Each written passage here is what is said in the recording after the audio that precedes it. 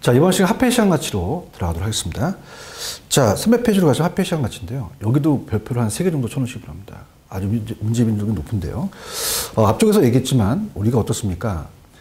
계산 문제보다도 지문을 꼭 보셔야 돼요. 그래서 전체적인 흐름을 좀 넓게 좀 보도록 하겠습니다. 자, 두 가지요. 자, 미래가치 계산과 현재가치 계산이라는 게 있죠. 그 미래가치 계산에서 우리가 봤을 때, 자, 일시불의 미래가치를 우리가 구했죠. 그래서 첫 번째 이제 우리가 본다면, 자, 일시불의 이제 미래가치를 구하는 거다. 이렇게 그렇게 보시면 됩니다. 자, 그래서 일시불의 미래가치는, 일시불의 미래가치의 개수가 있었죠. 자, 그래서 이렇게 타임 스케줄 한번 그려볼게요.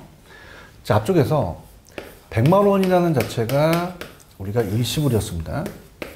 이 일시불을 1년 후에 얼마가 되느냐. 1년 후에. 그럼 1년 후에 우리가 110만 원이 일시불의 미래가치를 구하고 싶잖아요. 자, 그럼 여기다가 1.1을 곱하는 게 개수였죠. 자, 그럼 들어가 볼게요. 자, 첫 번째입니다, 여러분들. 우리가 일시불의 미래가치 계수는 언제 사용하느냐. 미래가치 계수.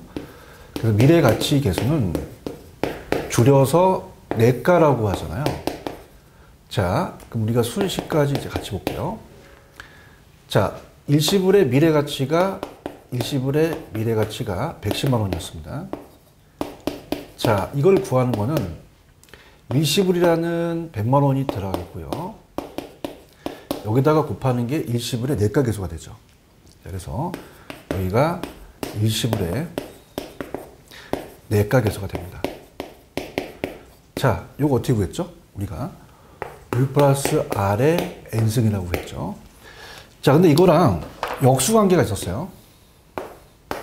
역수관계를 우리가 생각해 봅니다. 그 역수관계는 현재가치 계산이었죠. 자, 그래서 전 시간에 했기 때문에 자, 현재가치 계산입니다. 그럼 현재가치 계산이다. 자, 라고 봤을 때, 자, 현재가치를 이제 보는 거예요. 자, 그럼 현재가치 계산은 일시불의 현재가치 계수를 보는 거죠. 그래서 현재가치를 줄여서 현가라고 얘기하거든요. 현가. 이렇게 봅니다.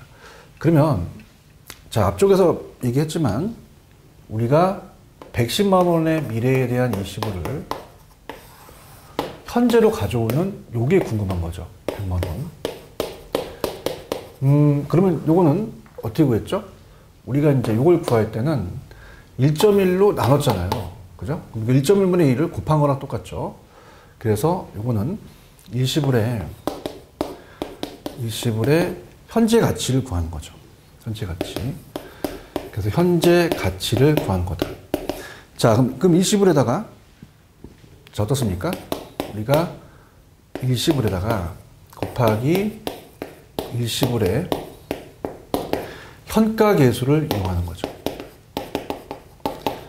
자, 그럼 제가 역수라고 했죠. 그럼 얘는 1 플러스 R의 n승분의 1이다. 여기까지 여러분들이 이해하실 겁니다. 그래서 일시불이 생략될 수도 있어요. 그럼 내가 계수, 현가 계수, 역수라는 것도 꼭 기억하시고요. 자, 그 다음에 이제 연금이라는 게 좀 어려워요. 그래서 연금의 미래가치 계수입니다. 그 미래가치의 계수, 요 내가 계수는 뭐 하는데 사용을 하느냐, 그걸 볼게요. 타임 스케줄을 그리는데, 자, 이거 천천히 나가겠습니다. 예를 들어서, 갑돌이가 지금 시청에서 근무를 하고 있어요. 자, 공무원은 퇴직금 타는 게 아니라 연금을 타죠. 그래서 매년 1,000만 원씩이라는 게 나올 거란 얘기죠. 자, 이거 연금을 체크하시고요. 그럼 어떤 단어가 나오냐면, N년 후에 받겠다는 게 나와요. N년 후. 자, 그래서 요거는, 미래가치를 구하는 내가 계수를 사용한다. 자, 그렇다면은, 연 10%에 대한 적립 이자율이 나오겠죠. 그럼 타임 스케줄 한번 그려봅니다. 자, 요거는 1년, 2년, 3년이라면, 자, 10,000원 빼고요. 1,000만 원씩 매년 받겠다가 아니라 3년을 뭉쳐서 받는다는 거예요. 자, 그래서, 자, 요건 이자가 안 붙고요. 요건 1년, 2년에서 뭉친 금액을 구합니다. 그 뭉친 금액을 구하고 싶다는 게 연금의 미래가치죠. 자, 그러면 우리가 연금의 미래가치를 구할 때, 요걸 구할 때 연금의 미래가치입니다. 자, 그거는 연금에다가 연금의 내과계수를 곱해요. 근데 내과계수는 아직 여러분들이 그 계수가 우리가 1 플러스 R의 N승분의 N승 마이너스 1을 우리가 R로 나눈 거거든요. 자, 이거를 우리 시계 보시면은 그렇게 돼 있잖아요. 이걸 그렇게 된다고만 가지고 계산 문제는 나중에 제가 푸는 방법과 또 그거는 또 설명해 드리도록 하겠습니다. 근데 이번 시간에는 역수관계에 이제 감침계수가 역수라는 게 중요합니다. 감채긴계수. 자, 아까 뭉친 금액을 구했어요. 근데 뭉친 금액을 가지고 옵니다. 자, 얘는 반대 현상이에요. 이 뭉친 금액을 다시 쪼갭니다. 그래서 쪼갠 금액을 구하고 싶어요. 그래서 요 쪼갠 금액이 중요한 거죠. 요걸 구하고 싶습니다. 그래서 우리가 연금을, 적금을 들잖아요. 그럼 적금액이라는 자체는 우리가 이 뭉친 금액은 알고 있어요. 1억을 만들기 위해서 쪼갭니다. 자, 그러면 매 기간 연금 불이백을 구하는 게 우리가 얘거든요. 그럼 여기다가 감침계수라는 걸 곱해요. 이 두 가지가 역수관계라는 얘기입니다. 자, 이거는 뭉친 금액이었죠. 근데 이건 쪼갠 금액이에요. 그래서 이 두 가지가 역수라는 걸 가져가셔야 됩니다. 역수는 반대예요. 그래서 이거는 나중에 감침계수로 나누고요. 이거 나누기 연금의 내과계수로 나눌 수 있다는 얘기죠. 자, 이렇게 해서 보시면 되고요. 자, 그 다음에 일단 설명을 다 한 다음에 제가 책은 체크해 드릴게요. 자, 두 번째는 연금의 현재 가치계수입니다. 그래서 연금의 현재 가치계수다 라고 본다면요. 자, 현가계수는 줄여서 현재 가치는 현가라고 하죠. 현가. 자, 요걸 사용한다는 얘기죠. 자, 그러면 요거는 아까 갑돌이하고 틀려요. 자, 을돌이가 같이 근무를 했습니다. 근무를 했는데 쟤는 3년 후에 뭉친 금액을 구하고 싶다는 거죠. 자, 근데 얘는 틀려요. 그렇지 않고요.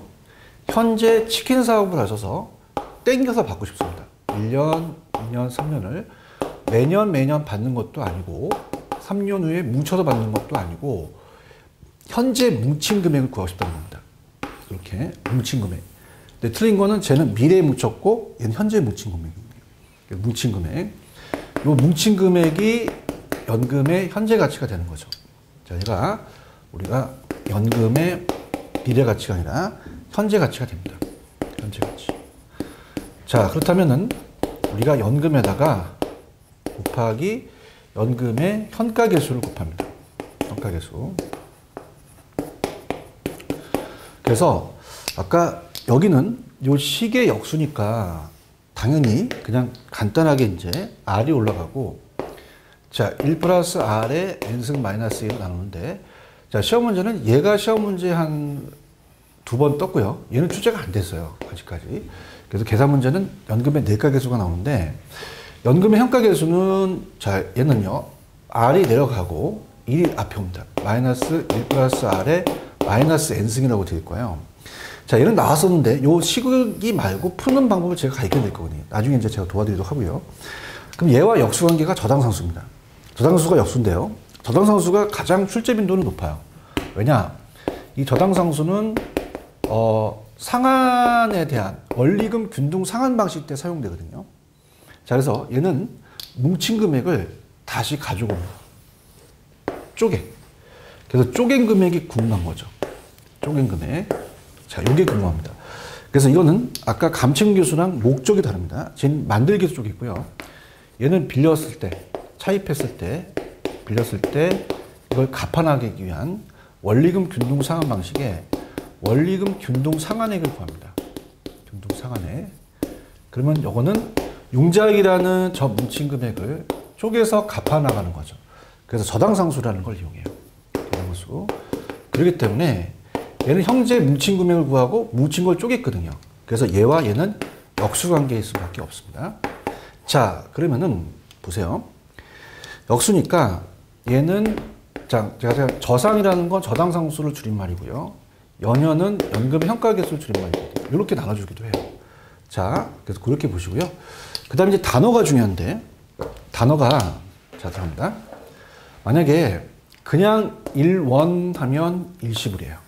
근데 매년 1원씩 하면은 연금이고요. 그 다음에 내가계수는 공통적인 게 N년 후라는 게 들어갑니다. N년 후. 그 다음에 감칭계수는 쪼개서 분립하는 거죠. 그래서 만들기 위해서 분립한다. 이렇게 가지고 가시고요. 그 다음에 얘도 마찬가지예요. 자, 얘도 일시불은 그냥 1원이라는 게 나오고요. 연금은 매년 1원씩 나옵니다. 근데 주의하실 게 현가계수는 N년 후가 아니라 현재 받는다. 또 환원해서 받는다. 할인해서 받는다. 이렇게 얘기하거든요. 자, 그러면 우리가 역수관계를 다시 한번 정리해 보도록 하겠습니다. 역수관계라는 게 나와요. 시험 문제. 자, 그러면 역수관계가 자, 미래가치와 현재가치를 얘기하죠. 그 미래가치와 현재가치가 있다. 라고 한다면 역수관계를 봅니다. 자, 그러면 일시불에 자, 내가계수죠. 내가계수. 자, 이거와 일시불의 현가계수가 역수였죠. 일시불의 현가계수. 역수관계도 시험에 나와요. 그래서 일시불이 생략될 수도 있습니다. 그러면 내가계수와 현가계수 역수다. 자, 연금의 내가계수하고 자, 얘는 아까 미래에 뭉친 금액을 구한 거고 뭉치고 쪼갰죠. 감칭계수가 역수입니다. 감채기계수. 이 두 가지가 역수관계라는 거 꼭 기억하시고. 그 다음에 연금의 현가계수. 연금의 현가계수하고 그 다음에 저당상수가 역수죠. 이렇게 역수관계라는 걸 꼭 기억해 두시기 바랍니다. 자, 근데 중요한 거는 여기는 미래가치라는 게 들어갔는데 여기 미래가치가 안 들어갔어요. 그 다음에 여기 현재가치 들어갔는데 여기는 안 들어갔거든요. 그래서 좀 편법을 쓴다면 미래가치는 미음 들어가잖아요. 그럼 감채기금 미음은 미래가치다. 자, 현재가치는 이응이 들어갑니다. 그래서 저당상수는 현재가치다. 이렇게 가져가시기 바랍니다. 자, 그럼 책에서 하나씩 체크해 보도록 하겠습니다. 자, 페이지 300페이지입니다, 여러분들. 자, 20의 미래가치입니다. 자, 펜을 들어보시면요. 자, 일정액을 이자율 R로 적용했을 때 중요한 것은 N년 후가 미래가치거든요. 그래서 밑에 예제가 나오는데 현재 1억 원 동그라미 일시불입니다. 그 다음에 이것을 가격이 3년 후 동그라미 내가계수죠. 그럼 일시불의 내가계수로 1억을 곱하라는 얘기죠. 그 다음에 일시불끼리 역수다. 이렇게 봤고요. 그 다음 밑에 연금의 미래가치는 자, 매년 일정액씩 이자율 R로 N년 후에 달성할 금액이죠. 자, 3년 후에 뭉친 금액입니다. 자, 그러면은 예제 문제가 시험에 나오는데요. 자, 어떤 퇴직 공무원이 매년 1,000만 원씩 박스. 요게 연금이에요. 그 다음에 연금을 수령했을 때 이를 수령하지 않고 자, 은행에 적립한 경우에 10년 후 동그라미 내가입니다. 그럼 연결해 보세요. 연금의 내가계수를 이용하는 거죠. 그러니까 1,000만 원에다가 연금의 내가계수를 구하면 되고요. 감칭계수를 이제 상한기임계수라고 하거든요. 똑같은 용어입니다. 자, 이거는 우리가 연금의 그 자, 감칭계수는 뭐예요? 감칭계수는 1억을 쪼갠 금액이죠. 쪼개서 우리가 이 쪼갠 금액을 구하고 싶은 거예요. 그러면 감칭계수 나왔다? 쪼갠다. 그러면 왜 쪼갰어? 1억을 만들기 위해서 분립하기 위해서. 그래서 예제 보시면은 1억 6천만 원의 주택을 구입하기 위해서 매년 얼마씩 분립하느냐. 자, 이걸 만들기 위해서죠. 그래서 이 만들기 위해서 분립하는 건 감칭계수. 연금의 내과 역수다. 자, 현재가치 계수로 계산을 갑니다. 일시불의 현재가치예요. 자, 일시불의 현재가치는 이자율 R일 때 N년 후에 1원이 일시불이고요. 현재 얼마니까 현가계수가 되겠죠. 그래서 3년 후에 1억 3,310만 원 동그라미. 이게 일시불이에요. 이걸 아파트 구입하기 위해서 현재 동그라미. 자, 그럼 이건 일시불의 현재 가치를 구하는 거죠. 그래서 1억 3,310에다가 일시불의 현가 계수를 곱하고요. 자, 연금 현재 가치 계수는 어떻습니까? 자, 이거는 뭉치긴 뭉치는데 현재 뭉친 금액을 구하는 거죠. 자, 그래서 우리가 연금이라는 걸 찾아볼게요. 거기 보시면은 예제를 보는 게 좋아요. 어떤 퇴직 공무원이 매년 1,000만 원씩 동그라미 연금, 10년 동안 연금을 수령했을 때 목돈이 필요한 현재 동그라미 일시불. 그럼 연금의 현가 계수를 위해서 연금의 현재 가치를 구하는 것이다. 저당 상수는 쪼개잖아요. 근데 이거는 일정액을 빌려서 갚아나가기 위해서 쪼개죠. 그래서 원리금이라는 게 나오면 무조건 저당 상수입니다. 그래서 어떤 사람이 주택을 구입하기 위해 현재 은행에서 6천만 원을 대출받았을 때 매년 얼마씩 균등하게 10년 동안 상환하냐. 자, 1억을 빌려서 상환하는 금액을 구하는 것은 저당 상수다. 연금의 현가 계수 역수다. 이렇게 꼭 기억하시고요. 자, 넘기시면은 잔금 비율이 있고 상환 비율이 있어요. 그 다음에 이제 잔금 비율에 대해서 이제 나오는데요. 자, 일단은 잔금 비율과 상환 비율이 어떤 건지만 가져가시고요. 특히 잔금을 구하는 건 어떻게 구하느냐. 또 요거. 자, 그 다음에, 잔금 비율은 또 어떻게 계산하는 건데, 자, 요즘은 그냥 잔금 비율과 상환 비율을 합쳐서 1이라는 것만 나오지, 구체적으로 잔금 비율의 계산 문제는 요즘 끊겼습니다. 자, 그래서 일단은 잔금 비율과 상환 비율에 대한 그 내용을 좀 볼게요. 자, 전체 금액에서 상환된 금액에 대한 그 원금에 대한 상환 금액을 잔금이라고 하고 그 잔금 비율이라고 얘기합니다. 상환 비율이 또 우리가 상환된 금액에 대한 비율이죠. 상환 비율이. 자, 그래서 간단해요. 어렵게 생각하지 마시고요. 그냥 우리가 만약에 A은행으로부터 일돌이가 1억을 빌렸다. 그럼 전체 기간이 있을 거 아닙니까? 전체 기간. 그럼 10년이라고 한다면, 자, 만약에 6년을 상환하고 4년이 남았다고 봐봐요. 그럼 우리가 매번 원리금이라는 건 매년 낸다는 거죠. 1년, 2년, 3년, 4년, 5년, 6년. 1년, 2년, 3년, 4년. 이렇게 합니다. 그럼 잔금 비율이라는 거는 만약에 상환된 금액이 6천만 원이면, 자, 1억에 6천만 원이 60%가 상환 비율이 돼요. 상환 비율. 자, 그러면 4천만 원이 남았잖아요.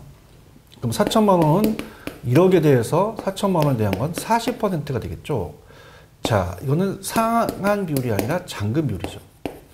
그럼 우리가 상환 비율과 잔금 비율을 더하면 1이 됩니다. 자, 그럼 잔금 비율은 1에서 상환 비율을 뺀 거고요. 상환 비율은 1에서 잔금 비율을 뺀 거죠. 자, 들어보도록 하겠습니다. 정의만 가져가세요. 자, 잔금 비율. 잔금이란 일정 시점에 저당 대출의 상환 원금 전체에서 미상환 저당 잔금이 차지하는 남아있는 금액이에요. 비율. 자, 그래서 우리가 미상환 저당 잔금의 식이 있습니다. 자, 여기 밑에 보시면은, 자, 미상환 저당 잔금 식이 시험 문제 나왔었어요. 자, 이걸 보셔야 됩니다. 그래서 아직 상환되지 않는 미상환에 대한 저당 잔금. 융자 잔액이에요. 자, 그러면 우리가 매번 원리금을 계속 갚아 나가잖아요. 잔금입니다, 이건. 이게 연금의 성격이에요. 10년 동안. 근데 이것을 우리가 6년 갚고 4년을 매년 갚아야 되겠지만 이 연금을 땡겨서 갚거든요. 땡기는 게 키포인트가 되죠. 그래서 이거를 제가 좀 약자를 쓰겠습니다. 연연이라는 걸 쓸게요. 연연은 연금의 현가 계수를 줄임말이거든요. 특히 이제 잔여 기간을 또 우리가 따집니다.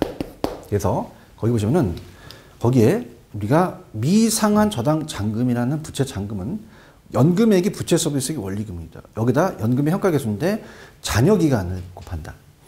그 다음 밑에 2번 상환 비율이라는 거 가기 전에 우리가 4번을 보시면은 잔금 비율이라는 것은요. 어때요? 보통 우리가 이 계수라는 자체가 아까 1 플러스 R의 n승이라는 게 계속 들어가잖아요. 그래서 이자율 만기 남은 저당 기간에 대한 함수를 갖고 알면 구할 수 있고요. 상환 비율은 1억에서 6천만 원이 상환이 됐어요. 그럼 저당 대출액에서 기존에 상환된 금액이 6천만 원이라면 차지하는 60%가 이 비율이 상환 비율이 되겠죠. 자, 그래서 상환 비율은 1에서 잔금 비율을 빼면 됩니다. 그다음 얘도 이제 뭐 여러 가지 이제 식으로 가기 때문에 이자율 대출 기간, 상환 기간을 알면 알 수가 있다는 얘기고요. 자, 밑에 융자 원금은 잔금은 자, 어떻습니까? 융자 원금은 상환된 원금과 잔금을 합쳐서 6천과 4천 합쳐서 융자 원금이라고 하고요. 잔금은 좀 전에 얘기했지만 원리금, 연금을 땡겨서 갚기 때문에 연금의 현가계수의 잔여기간, 현가계수의 잔여기간을 우리가 따집니다. 원리금은 대출에다가 금액에다가 저당수를 곱해서 연금 현가계수를 이용하면 되는데 잔금 비율이라는 게 있어요. 중간에도 제가 해놨는데 자, 이게 예전에 나왔지 지금은 잘 안 나오기 때문에 그냥 참고만 하시는데요. 자, 우리가 얘가 지금 40%가 잔금 비율이잖아요. 자, 그럼 이거는 전체에 대한 총 융자액이 1억이었습니다. 자, 거기다가 저당 잔금이 4천이었잖아요. 그럼 1억에다가 4천만 원이 남아있으니까 40%라는 걸 아시겠잖아요. 자, 그럼 이거는 우리가 아까 여기까지만 조기상환을 한다면 여기까지만 땡겨서 갚았어요. 잔여기간을. 근데 전체를 땡겨버리면 1억이 되거든요. 그러면 1억이라는 거는 원리금을, 연금을 땡기는데 연연을 사용하지만 전체 기간을 땡깁니다. 자, 그럼 전기간이에요. 그러면 얘와 얘가 약분이 됐잖아요. 그럼 연연만 남습니다. 요것만 식이 되는 거죠. 그래서 자, 얘는 식이 연금의 현가계수를 이용합니다. 연금 현가계수. 그래서 밑에는 당연히 1억 개 4천이니까 전체 기간이 들어가고요. 전기간이라고 맞습니다. 그 다음에 잔조기간, 잔여기간 이렇게 들어가는 거죠. 옛날에 나왔었지만 지금은 좀 끊겼기 때문에 나중에 문제집에서 풀겠지만 그렇게 요즘은 그냥 잔금 비율과 상환 비율을 더하면 1이다만 나오지 그렇게 깊게 나오지는 않습니다. 꼭 체크해 주시기 바랍니다. 자, 그러면 우리가 오른쪽 대표 유형 문제를 우리가 한번 보겠습니다. 자, 여기서 정답은 5번이 정답인데요. 자, 연금의 미래가치와 저당상수 역수다? 아닙니다. 아까 제가 이건 제가 이제 나중에 빨리 풀 때 요거를 연내라고 할게요. 연금의 내가계수 줄임말이고요. 자, 이건 감기라고 할게요. 감침계수입니다. 그럼 연내와 역수는 감기가 되겠죠. 그래서 이렇게 해서 연금의 내가계수와 역수는 감침계수가 됩니다. 자, 5번이 들었죠. 자, 1번 도와드리는데요. 자, 원리금이 나왔어요. 그럼 무조건 저당수입니다. 주택 마련을 위해서 은행으로부터 원리금이 나왔다. 그러면 자, 쪼개입니다. 쪼개는데 빌려서 갚아나가거든요. 그래서 주택구입 자금을 대출하는 가구가 얼마나 상환할지를 구하는 게 저당수고요. 그 다음에 2번은 현재 5억 동그라미 일시불이라고 적어 놓으시고요.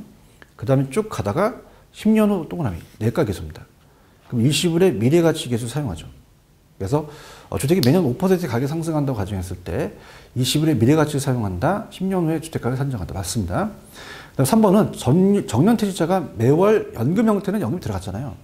퇴직금 일정 기간 적립한 후 그럼 연금의 미래가치를 구하는 거죠. 그래서 3년 후에 뭉친 금액이죠. 그래서 우리가 연금의 미래가치 계수 사용하고요. 자, 4번에 10년 후에 1억이 일시불이고요. 이걸 예상되는 현재 가치로 계산합니다. 그럼 일시불의 한가계수를 이용한다는 거. 그 정답은 5번이 정답이다. 요 정도만 출제가 돼요. 그래서 계산 문제는 여러분 나중에 제가 이제 해드릴 테니까 이런 지문만 위주로 가져가시면 좋고요.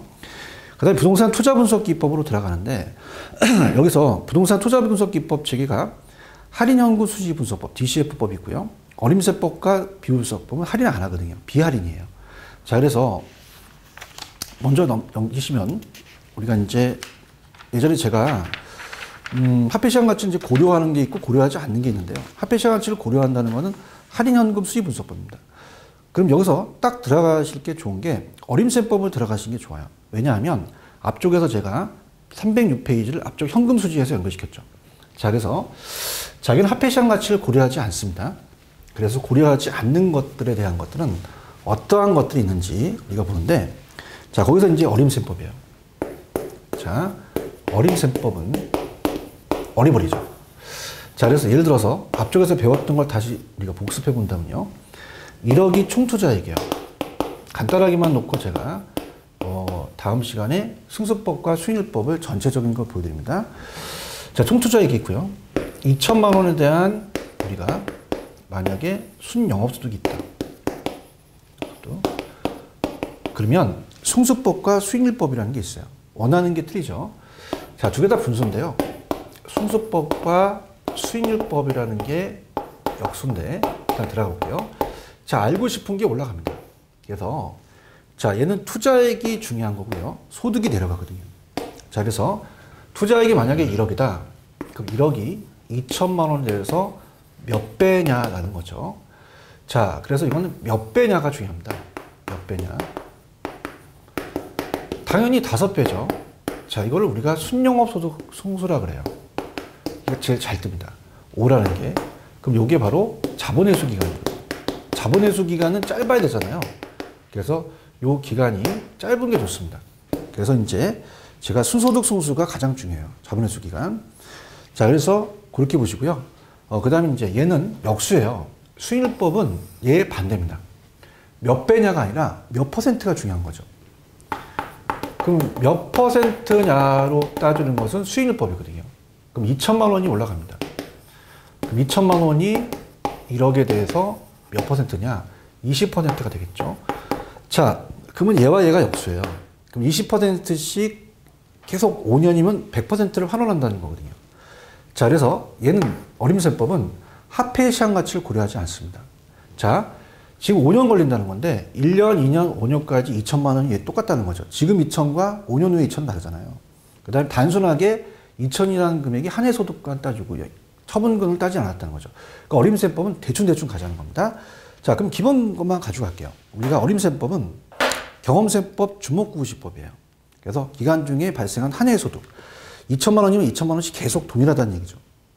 그래서 화폐 시장 가치를 당연히 고려하지 않았습니다. 그래서 똑같다는 거죠. 1년 후에 2천과 5년 후에 2천이 두 가지가 있죠. 승수법과 수익률법. 자, 그래서 우리가 어떤 승수를 따진다는 게 승수고요. 수익률은 수익률입니다. 시장 가치를 고려하지 않고 한 해의 소득만을 기준으로 간다. 그래서 승수법은 몇 배인가? 오른쪽 수익률법은 몇 퍼센트인가 가죠. 자, 그래서 얘네들은요, 우리가 이제 특히 순소득 승수가 잘 나와요. 별표 쳐놓으시고요. 자본회수 기간입니다. 자, 오른쪽에 어림셈법에 대한 한계라는 것은 한 가지 방법이 이렇게 계산된 비율, 다른 방법이 계산된 비율과 직접 비교하기 어렵습니다. 다 틀려요.